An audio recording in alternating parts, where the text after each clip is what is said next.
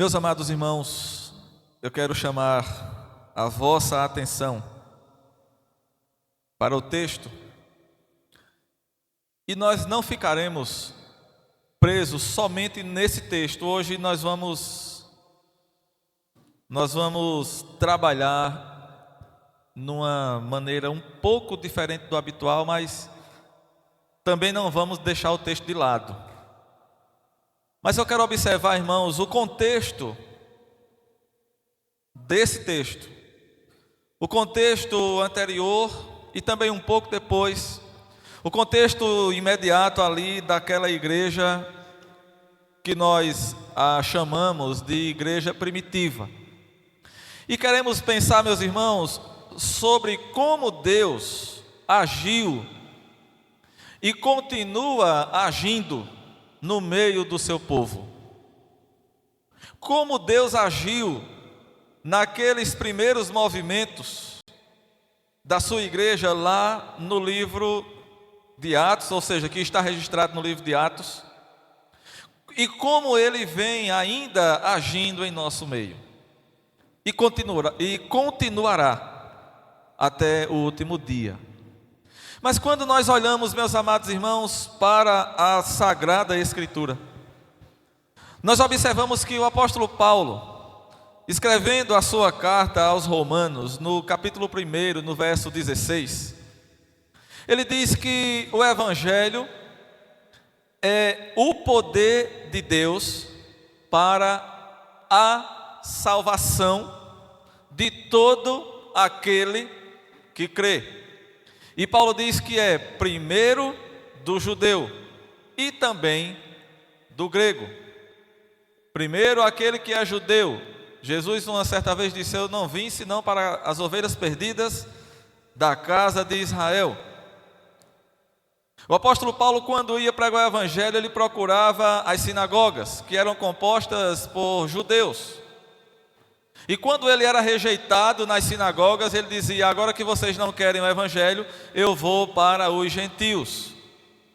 A palavra de Deus nos mostra que desde o Antigo Testamento, Deus sempre tensionou a salvação de todos os povos, não somente da nação de Israel.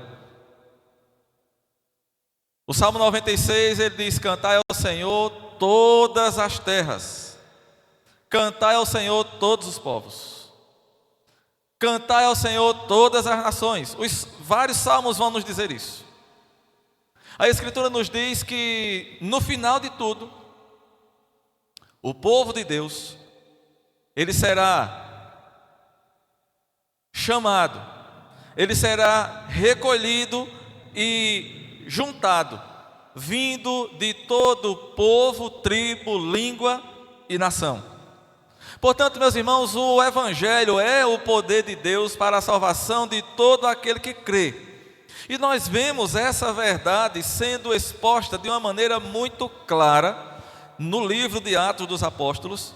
E queremos observar isso aqui, à luz do texto lido, mas observando também o seu contexto. Observe, meus irmãos, que o Pentecostes foi um divisor de águas na vida da igreja. O Pentecostes foi um ponto específico, especial, que estava no propósito de Deus, estava dentro do plano de Deus. E nesse aspecto, meus amados irmãos, preste bem atenção no que eu vou dizer aqui, para você entender e não se escandalizar. Todos nós somos pentecostais. Todo verdadeiro crente é pentecostal, no sentido correto da palavra. Porque todos nós somos o resultado, o fruto da ação de Deus que foi iniciada naquele dia, no chamado dia de Pentecostes. O que foi que aconteceu naquele dia? O Espírito Santo desceu sobre o povo, desceu sobre os crentes, como o coral acabou de cantar, enchendo a todos de poder. E eu quero pensar um pouquinho sobre esse evento maravilhoso que é um ponto fundamental na nossa história, na história do povo de Deus, na história da redenção. Antes de receberem o Espírito Santo e de serem cheios do Espírito Santo, os discípulos estavam trancados, estavam com medo dos judeus. Se você observar na sua Bíblia, João capítulo 20, verso 19, depois da morte de Jesus, o texto vai nos dizer que ao cair da tarde daquele dia, o primeiro dia da semana, esse dia era o dia de domingo, o domingo da ressurreição. Então Jesus morreu na sexta-feira, foi sepultado, como diz as Escrituras, como já dizia a Escritura, ressuscitou ao terceiro dia, e nesse dia, diz o texto sagrado, João 20, verso 19, ao cair da tarde, os discípulos estavam trancados numa casa, diz o texto, trancadas as portas da casa onde estavam os discípulos, com medo dos judeus. Veio Jesus e pôs-se no meio deles e disse: paz seja convosco. Os discípulos ficaram com medo. Quando Jesus foi preso, eles fugiram. Quando Jesus estava ali sendo crucificado, eles olharam de longe, mas também correram, também fugiram. Todos nós conhecemos a história, o relato bíblico de que enquanto Jesus estava sendo esbofeteado, maltratado e interrogado pelas autoridades, Pedro estava negando Jesus e os outros discípulos nem perto estavam, tinham fugido e todos estavam com medo.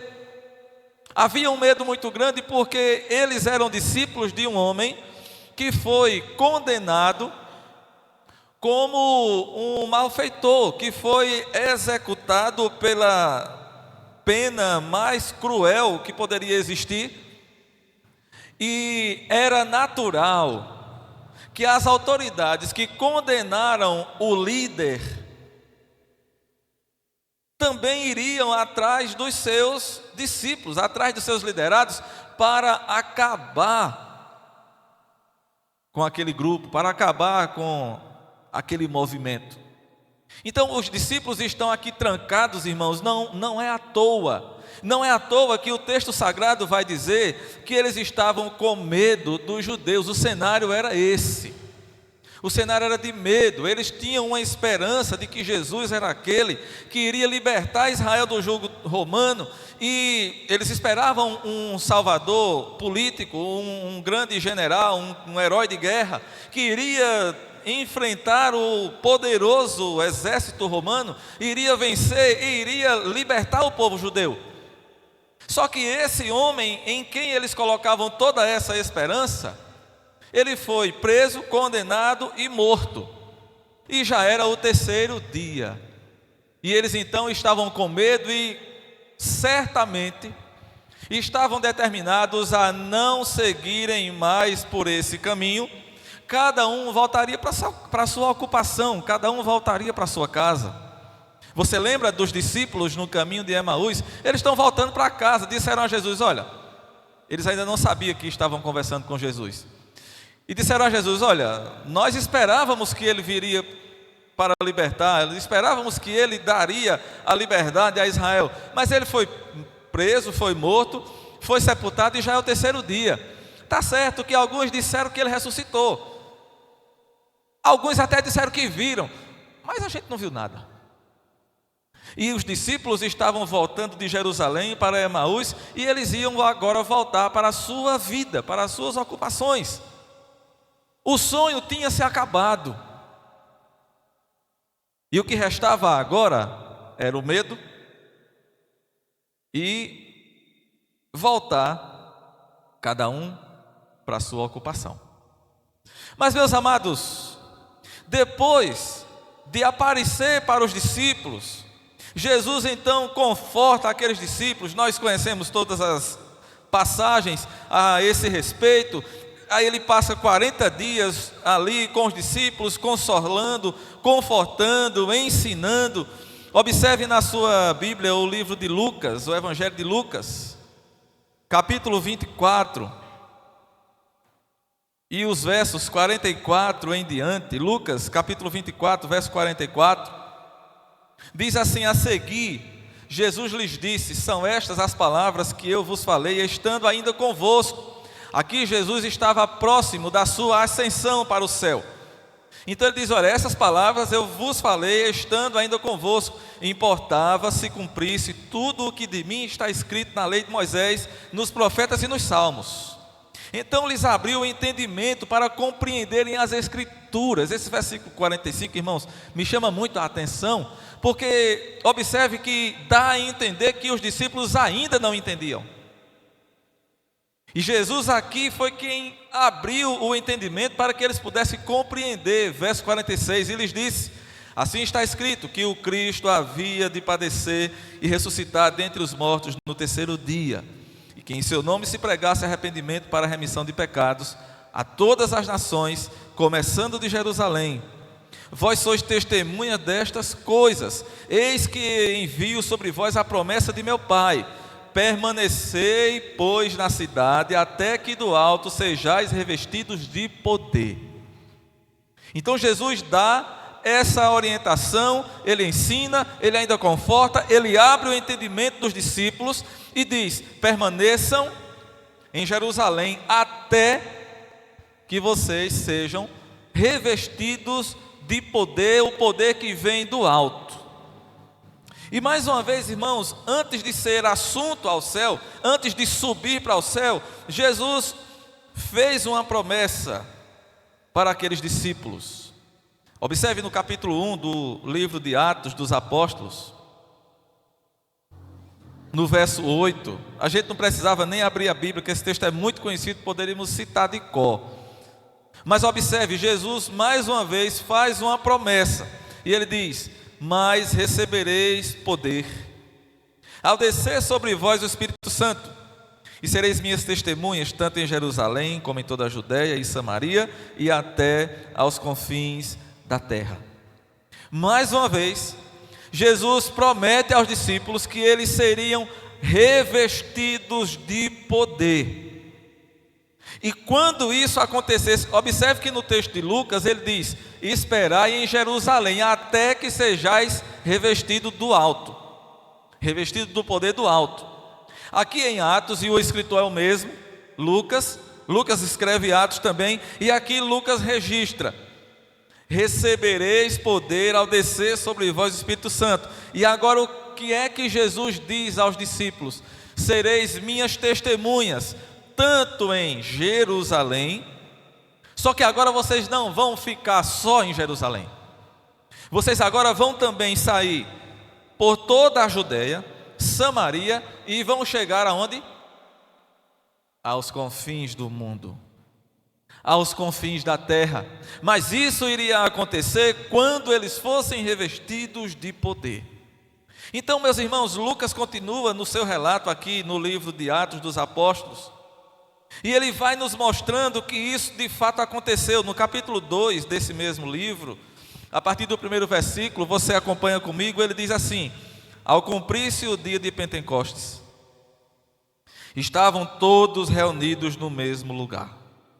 De repente veio do céu um som como de um vento impetuoso, e encheu toda a casa onde estavam assentados. Isso aqui já é outro evento, já é em outro dia. O verso 3 diz: e apareceram distribuídas entre eles línguas como de fogo, e pousaram uma sobre cada um deles. Todos ficaram cheios do Espírito Santo e passaram a falar em outras línguas, segundo o Espírito lhes concedia que falassem. Jesus permanece 40 dias com aqueles discípulos, e quando ele está subindo para o céu, ele diz: vocês serão revestidos de poder. E quando vocês forem revestidos de poder, aí vocês vão sair.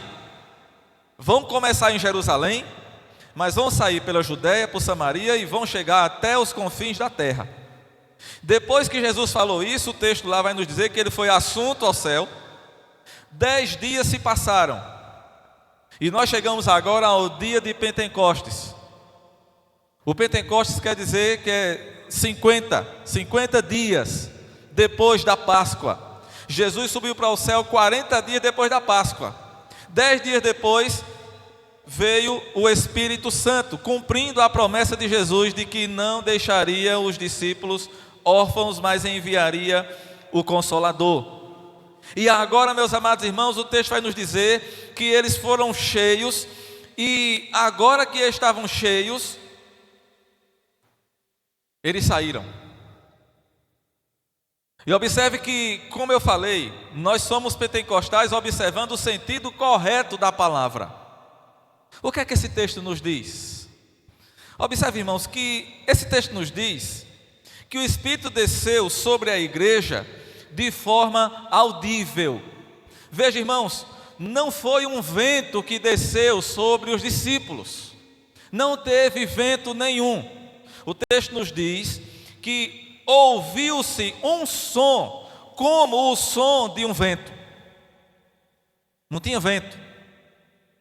Teve o som de um vento. Foi algo direcionado aos ouvidos. O som. Então a primeira coisa é essa: o Espírito desceu sobre a igreja de forma audível, diz o texto, como o som de um vento. Ele desceu, diz o texto aqui, como línguas, ou seja, línguas como de fogo. Não tinha fogo em cima de ninguém. Cuidado com essa história de ficar chamando, pedindo para Jesus queimar. Ele queima, viu? Queima. Isso não aconteceu no Pentecostes. O texto diz que eram línguas que pousaram sobre cada um, como de fogo. Não era língua de fogo. Tem um como no meio. O autor bíblico, irmãos, Lucas, ele está passando para nós, ele está descrevendo para nós a cena de forma escrita. Se fosse hoje era fácil.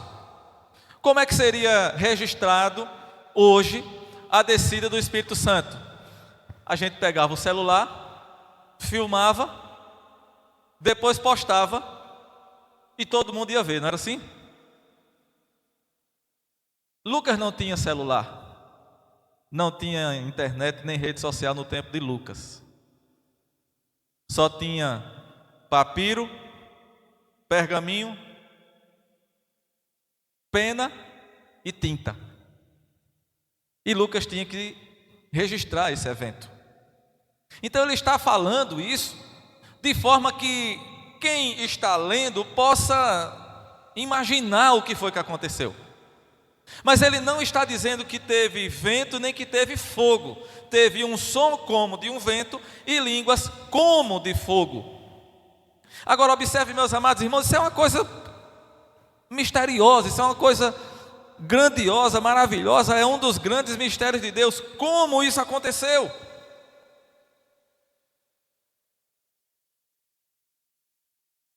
O texto nos diz, amados irmãos, que o Espírito desceu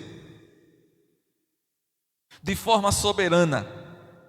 Observe que quando ele diz como um vento impetuoso, hoje nós estamos vendo o desastre que está acontecendo lá no Rio Grande do Sul. Oremos, irmãos, por aquelas pessoas que estão sofrendo.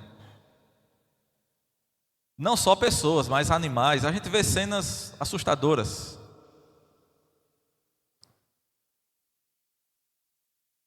Vez por outra nós vemos também imagens e notícias daqueles ventos, daqueles tufões que surgem lá nos Estados Unidos. Quem é que segura um vento daquele? Um tufão daquele? Lembra do Katrina, que saiu devastando tudo? Quem é que segura essa enchente lá no Rio Grande do Sul? Eu vi uma cena triste, numa fazenda, uma boiada, manada não, né? Uma boiada que era de bois, assim, descendo. Não tem quem segure, porque aquilo é impetuoso.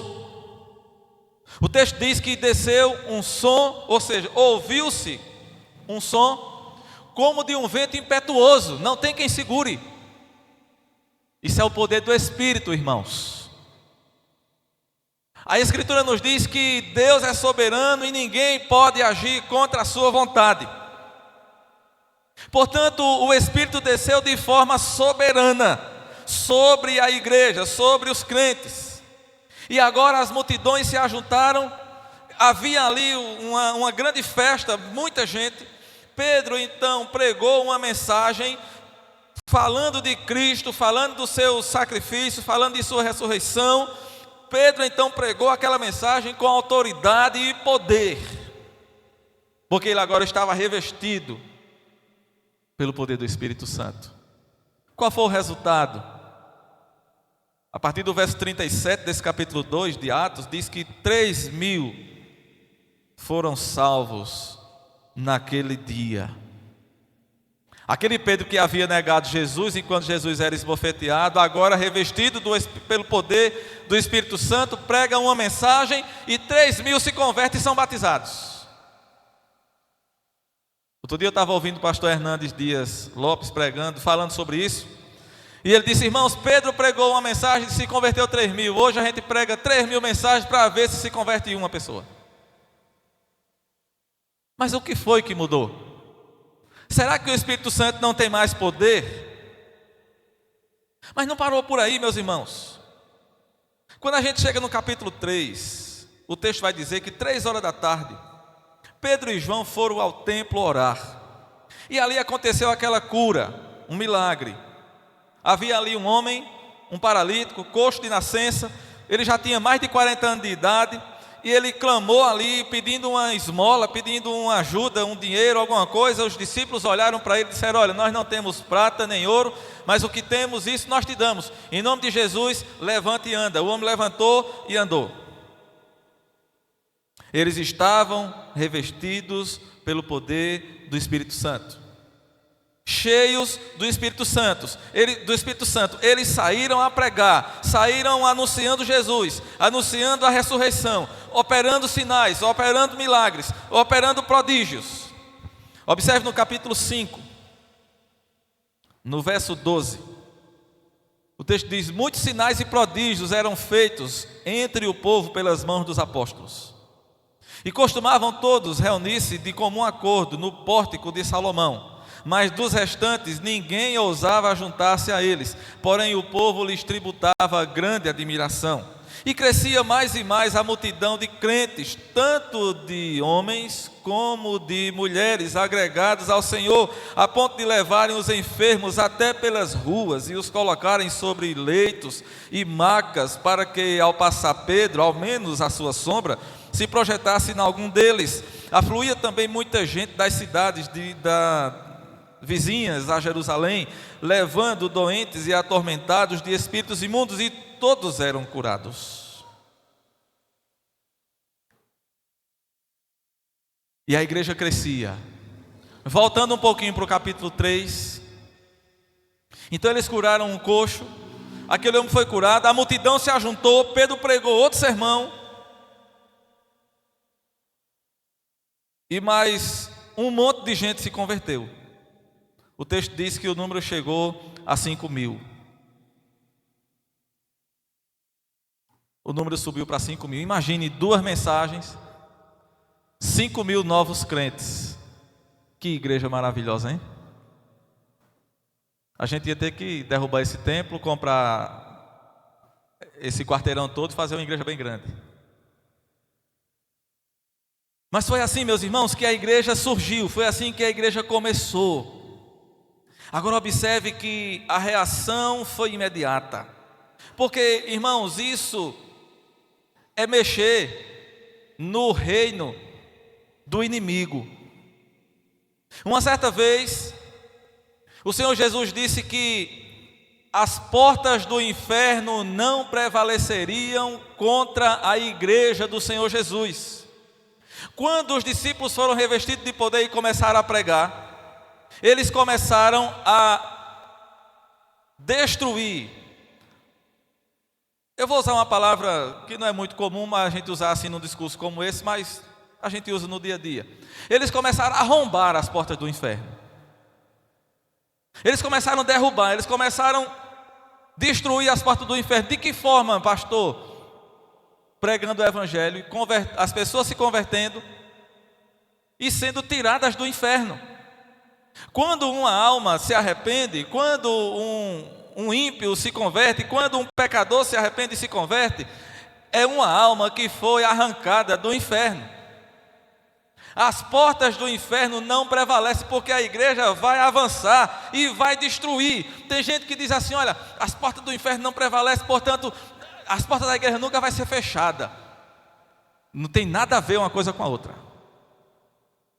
Quando Jesus disse que as portas do inferno não prevalecem contra a igreja, Jesus não estava falando das portas da igreja. A igreja vai meter o pé na porta, vai derrubar e vai arrancar as pessoas de lá. E os pecadores vão se converter. Mas isso, amados irmãos, levantou a oposição. Sabe por quê, irmãos? Porque uma igreja cheia do Espírito Santo atrai as almas para Jesus. Mas ela também atrai a oposição do império das trevas. Observe que as autoridades prenderam e ameaçaram os apóstolos. Agora nós chegamos aqui no capítulo 4, quando diz que eles falavam ainda ao povo. Quando sobrevieram os sacerdotes, o capitão do templo e os saduceus, ressentidos por ensinarem eles o povo e anunciarem em Jesus a ressurreição dos mortos, e os prenderam, recolhendo-os ao cárcere até o dia seguinte, pois já era tarde. Então eles foram levados para a prisão. As autoridades prenderam os discípulos, achando que com isso iriam calar, iriam sufocar, suprimir aquele movimento. Você lembra dos discípulos com medo? Mas agora eles estão corajosos. Agora eles estão cheios de poder, cheios de ousadia. E uma simples prisão não vai calar a igreja do Senhor. Não vai calar os discípulos. Por isso, amados irmãos, longe de calarem a voz dos discípulos, esse livro de Atos vai nos mostrar que eles anunciavam ainda mais e ainda com mais intrepidez o nome de Jesus. E quanto mais eles sofriam, quanto mais eram perseguidos, quanto mais eles eram presos, eram mortos das formas mais variadas possíveis, diz aqui a Escritura que eles se alegravam, se regozijavam por terem sido dignos de sofrer pelo nome de Jesus. A verdade, meus irmãos, é que ninguém pode deter os passos de uma igreja quando ela está cheia do Espírito Santo. Ninguém pode deter os passos de um crente quando ele está cheio do Espírito Santo. Ninguém pode intimidar a pregação do Evangelho quando ela está cheia de poder do alto. A grande questão, meus irmãos, é até que ponto nós estamos dispostos a sofrer por Jesus. Até que ponto nós estamos vazios de nós e cheios de Deus, para não nos deixar amedrontar. A palavra de Deus nos adverte, meus amados irmãos, a respeito de vários tipos de igreja, de vários tipos de crente. E enquanto eu meditava aqui, eu estava me lembrando das igrejas lá do Apocalipse, as 7 igrejas do Apocalipse, que em sua completude, o número 7 ele significa perfeição. E as 7 igrejas, elas devem ser compreendidas como uma representação de toda a igreja de Deus em todos os tempos. As 7 igrejas, elas representam a igreja de Deus em sua completude. E nós vamos encontrar exemplos de cada uma daquelas 7 igrejas em todos os tempos, inclusive hoje. A gente costuma dizer que a igreja de hoje é a igreja de Laodiceia. É também. Mas também é a igreja de Sardes, também é a igreja de Tiatira, também é a igreja de Éfeso, também é a igreja de Filadélfia, de Esmirna. Porque nós vamos encontrar, irmãos, hoje nós vamos encontrar igrejas mornas, como Laodiceia, sim. Mas também vamos encontrar igrejas mortas, como Sardes, ou igrejas sem amor, como Éfeso. Nós vamos encontrar igrejas tolerantes ao pecado, como Tiatira. nós vamos encontrar igrejas que estão pregando doutrinas falsas, como lá em Pérgamo.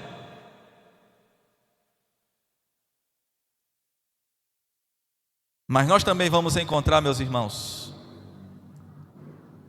e uma igreja cheia de poder, como Filadélfia. Jesus diz a Filadélfia que tem uma porta aberta diante dela que ninguém fecha. É uma igreja cheia de poder. Mas nós também vamos encontrar, irmãos, uma igreja que vai enfrentar a tribulação, a pobreza, o sofrimento, mas que é uma igreja rica diante de Deus, como Esmirna. Jesus disse a Esmirna: eu conheço a tua pobreza, o teu sofrimento, a tua tribulação, mas tu és rica. Então, irmãos, a grande questão é: que tipo de igreja eu e você somos? Que tipo de igreja a Igreja Congregacional Conservadora de Cupira é? Que tipo de igreja nós queremos ser? Nós ouvimos aqui na festividade da igreja semana passada, a igreja que Deus quer, a igreja ideal, o poder da pregação da igreja. Afinal de contas, que igreja nós queremos ser? Que igreja nós somos? Uma igreja morna? Uma igreja sem amor? Uma igreja morta? Uma igreja tolerante com o pecado? Uma igreja que prega doutrinas falsas? Ou uma igreja poderosa, que supera todas as coisas, todas as dificuldades, e que as portas do inferno não poderão prevalecer contra ela? A gente só não quer ser a igreja de Esmirna, que enfrenta grande tribulação e pobreza, mas está lá. Jesus está dizendo lá: eu conheço a tua tribulação. Abra sua Bíblia no capítulo 2 de Apocalipse. Eu conheço a tua tribulação, a tua pobreza, mas tu és rica.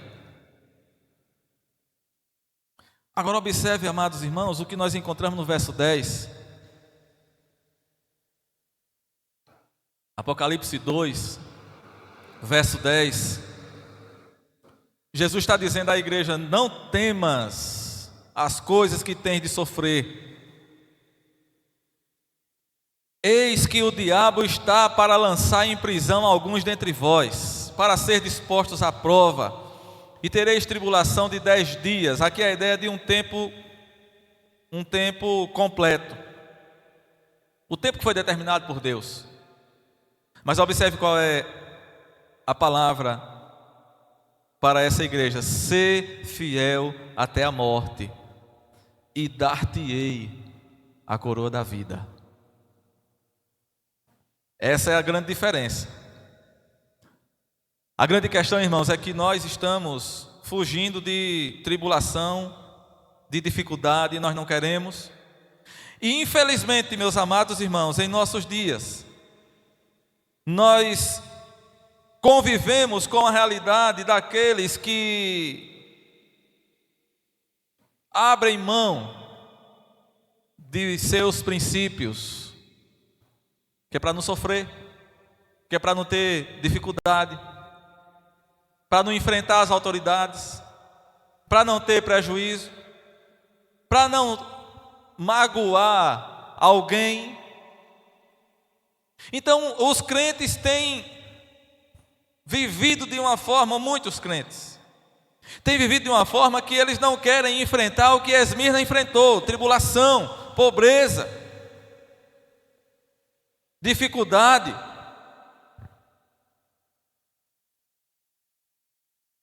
Mas Jesus tem dito para esses que enfrentam: seja fiel, ainda que seja necessário morrer. Porque quando diz aqui ser fiel até a morte, não é necessariamente, ou seja, não é especificamente no sentido de alguém que é crente fiel até o último dia da sua vida, morreu de velhinho, morreu fiel ao Senhor, aquele crente que nunca foi atribulado, mas que sempre foi fiel a Deus. É claro que também se aplica. Todos devem ser fiéis até a morte. Todo crente, todo cristão verdadeiro, todo salvo, ele deve ser fiel até a morte e receberá sim a coroa da vida. Mas a palavra aqui, irmãos, não é nessa conotação. A palavra é no seguinte sentido: se for necessário morrer pelo Evangelho, se for necessário morrer defendendo o nome de Jesus, morra. Seja fiel, embora que seja necessário morrer, você terá a coroa da vida. Quantos podem dizer amém? Quantos podem dizer eu recebo? Não estou pedindo para ninguém dizer não, viu? Mas é isso, irmãos, que a Escritura nos ensina. E é para isso que nós precisamos atentar, meus irmãos, porque os tempos são maus, os dias são difíceis. Uma igreja cheia de poder, como nós vimos, ela atrai as almas para Jesus, mas ao mesmo tempo ela atrai também a oposição do mundo. E quando nós falamos no mundo, entenda, é o diabo, como diz aqui em Apocalipse 2:10. Eis que o diabo está para lançar em prisão alguns de vós. Ou seja, quem é aquele que vem contra a igreja? É o diabo. A Escritura nos diz, irmãos, que a nossa luta, ela não é contra carne e sangue. Ela é contra as potestades espirituais, os principados e potestades espirituais, o poder das trevas. Esse é o nosso inimigo. E aí nós precisamos entender, irmãos, porque muitas vezes estamos ali contrários àquilo que a palavra de Deus ensina. Eu me lembro aqui da orientação de Paulo quando ele escreve aos Gálatas, quando ele diz assim: se vocês vivem mordendo-se uns aos outros, devorando-se uns aos outros, vocês mesmos se destroem. Meus irmãos, a nossa luta, o nosso inimigo, o nosso opositor, não somos uns aos outros, não é o irmão que está do meu lado. A nossa luta é contra o diabo, é contra o pecado, é contra o mal, é contra o poder das trevas. Uma igreja cheia do Espírito Santo, ela atrai oposição. Mas, irmãos, uma igreja cheia do poder do Espírito Santo, ela enfrenta as perseguições do mundo. Ela atrai almas para Jesus. Ela também vai atrair a oposição de Satanás. Mas ela vai enfrentar, ela vai bater de frente. A igreja deve esperar o poder do céu. Você quer ser cheio de poder? Eu gosto muito de cantar esse hino que o Coral cantou hoje. E que coisa maravilhosa, quando a gente canta: o Santo Espírito desceu aqui e encheu a todos de poder. Quem não quer ser cheio de poder? Todos nós queremos. Eu não preciso pedir para levantar a mão quem quer ser cheio de poder. Eu não preciso nem perguntar se você quer. Eu sei que você quer, eu quero, nós queremos. Mas nós precisamos entender, irmãos, que uma igreja cheia de poder, ela enfrenta a oposição de Satanás, ela enfrenta a oposição do mundo. Ela vai enfrentar lutas. Vamos observar aqui, para concluir, voltando ao texto de Atos capítulo 4. Vamos observar aqui alguns detalhes para encerrarmos. Mas observe, nos versos 1 e 2, nos diz que ela enfrentou a luta dos religiosos. Falavam eles ainda ao povo quando sobrevieram os sacerdotes, o capitão do templo e os saduceus, a liderança religiosa de Israel. Lucas deixa bem claro aqui isso. Eles foram perseguidos, e é interessante, irmãos, que eles foram perseguidos duramente pelos próprios judeus, pelos próprios sacerdotes, pelas próprias autoridades de Israel. E tem uma figura interessante aqui: sacerdotes, o capitão do templo e os saduceus. Quem eram os saduceus? Os saduceus eram um dos grupos religiosos, um dos 3 principais grupos religiosos lá de Israel na época de Jesus. Eles faziam parte, irmãos, de uma classe rica. E a maior parte dos sacerdotes eram saduceus. Havia sacerdotes que eram fariseus, havia sacerdotes que eram escribas, Mas a maioria dos sacerdotes eram saduceus. E os saduceus eram a classe mais rica, a classe mais aristocrática, aqueles que tinham uma influência maior, um poder maior ali perante a sociedade. Então esses homens, especialmente os saduceus, eles tomavam conta do templo e das leis, das normas. A gente geralmente olha e observa e pensa, pode até ser levado a pensar, que os fariseus eram os mais poderosos. Não eram. Os fariseus eram o grupo maior. Eles eram o grupo maior. A gente poderia dizer assim, eles eram os mais barulhentos. Mas aqueles que estavam mais na cúpula do poder eram os saduceus. É certo que houve um momento que eles se juntaram, saduceus, escribas, fariseus, para atacar Jesus ou a igreja. Mas observe, meus irmãos, que eles eram a classe governante, eram os poderosos, e aqueles homens, os saduceus especialmente, estavam muito juntos do governo romano, porque eles eram as autoridades de Israel, então eles caminhavam ali juntos. É interessante observar que havia também algumas dificuldades, entre eles. Por exemplo, fariseus criam na ressurreição, os saduceus não criam. Os fariseus esperavam o Messias, os saduceus não. Eles achavam que o Messias já tinha vindo, inclusive. Os saduceus, eles se levantam aqui contra a igreja, prendem os apóstolos. O ensino dos apóstolos, irmãos, era ameaçador para eles, porque eles eram a grande autoridade em Israel. Eles perseguiram Jesus. Jesus chegou certa vez e virou as mesas dos cambistas, acabou com o comércio que era feito ali. E os evangelhos vão nos dizer que, especialmente os saduceus, eles, a partir daquele momento, eles começaram a tramar a morte de Jesus. E agora eles estão contra, eles estão reprimindo o avanço da igreja. No versículo 3, diz que eles prenderam os discípulos, recolhendo-os ao cárcere até o dia seguinte, porque já era tarde. Pedro e João passaram ali a primeira noite numa cela de prisão. E observe, irmãos, Pedro e João deram início aqui, segundo o relato bíblico, aquilo que iria acontecer tanto com os cristãos depois, e com tantos cristãos, e que acontece até hoje. Você pode pensar que não existe mais perseguição. Você pode pensar que está tudo bem, que o mundo todo vive como nós vivemos, mas não é assim. Muitos cristãos estão sendo perseguidos, muitos cristãos estão sendo torturados, muitos cristãos estão sendo mortos pelo mundo afora, porque professam o nome de Jesus.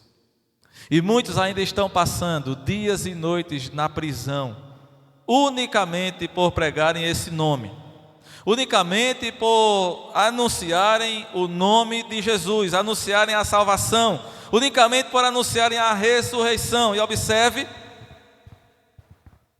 que isso acontece, irmãos, começou aqui com Pedro e João, mas isso continua e continuou acontecendo ao longo de toda a história da igreja. Eu já disse e repito, não se esqueça que a igreja de Jesus nunca parou de sofrer oposição e perseguição.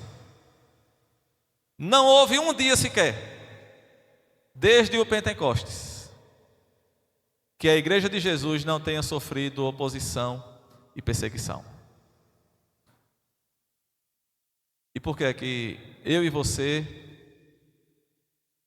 devemos fugir disso? Quando eu digo fugir disso, irmãos, eu não estou dizendo que nós temos que procurar sofrimento, não é isso. Mas é que nós temos que ser fiéis, lembrando das palavras de Jesus à igreja de Esmirna: seja fiel até a morte. Seja fiel a Jesus. Vai lhe causar dificuldades? Seja fiel a Jesus. Vai trazer prejuízo para você? Seja fiel a Jesus. Vai trazer oposição da sua família? Seja fiel a Jesus. Vai trazer problema no seu trabalho? Seja fiel a Jesus. Mas pastor, eu vou sofrer. Jesus sofreu mais por você, meu amado. E os crentes ao longo da história sofreram. Aqueles que foram fiéis. A grande questão, meus amados irmãos, é até que ponto nós estamos de fato revestidos do poder. Que poder é esse? É o poder de Deus. O poder de Deus que